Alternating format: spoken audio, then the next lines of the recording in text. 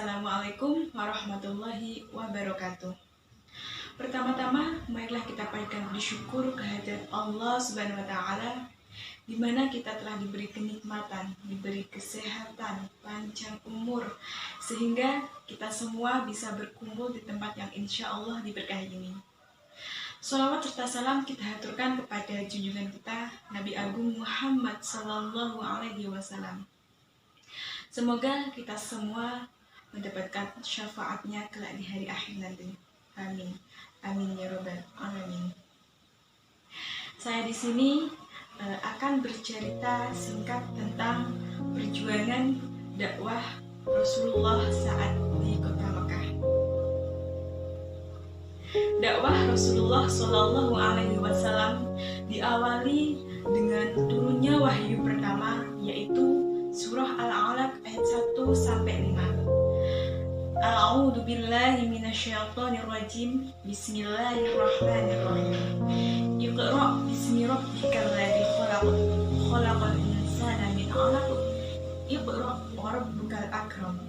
Alladzi 'allama bil qalam. 'Allamal insana ma lam ya'lam. Surat ini yang dari titik awal perjuangan dakwah Nabi Muhammad SAW. Nabi Muhammad SAW menerima wahyu pertama pada usia 40 tahun, yaitu pada tanggal 17 Ramadan. Pada saat itu, malaikat Jibril datang menyerukan kepada Nabi Muhammad SAW, bacalah dengan menyebut nama Tuhanmu.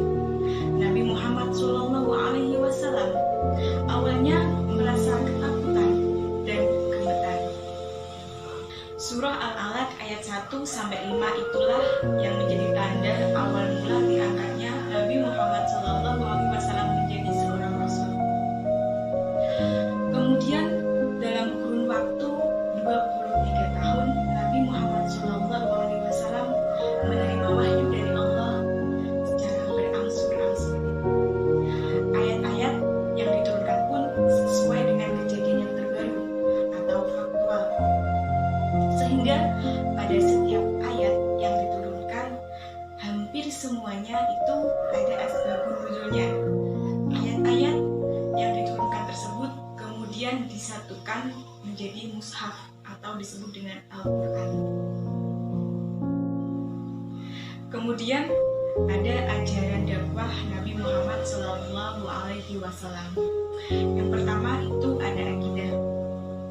Pada saat Rasulullah SAW belum lahir, banyak dari kaum Quraisy yang masih berpegang teguh pada ajaran Muslim, sehingga Allah mengutus Nabi Muhammad untuk menyebarkan ajaran tauhid yang bersumber dari Allah Subhanahu wa taala, dan Rasul menyampaikannya bahwa Allah lah yang menciptakan semua isi yang ada di bumi, termasuk manusia, tumbuh-tumbuhan, hewan, dan masih banyak yang lain.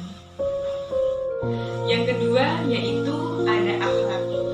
Rasulullah SAW terkenal dengan gelarnya yang bernama Al-Amin, yang artinya yang dapat dipercaya. Hal tersebut menunjukkan kemuliaan Rasulullah SAW. Selain itu, Rasulullah SAW beliau adalah sosok pribadi yang suka menolong, pribadi yang sopan dalam menghormati dan memuliakan tamu, pribadi yang berani dalam mengungkapkan sebuah kebenaran, berprinsip, dan tekun dalam menjalankan ibadah Allah Subhanahu wa taala. Rasulullah mengajarkan kepada kita semua untuk tidak melakukan perbuatan yang dilarang oleh Allah Subhanahu wa taala. Pada saat itu kaum Quraisy pernah melakukan berjudi, minum minuman keras, berzina, dan melakukan perbuatan keji lainnya. Ketika Rasulullah SAW mengajarkan perbuatan-perbuatan baik dan melarang perbuatan-perbuatan yang tidak baik, maka keduanya itu bersesuaian dengan ajaran yang diperintahkan oleh Allah dalam Quran surat Al-Hujurat ayat 10. billahi minasyaitonir rajim. Bismillahirrahmanirrahim.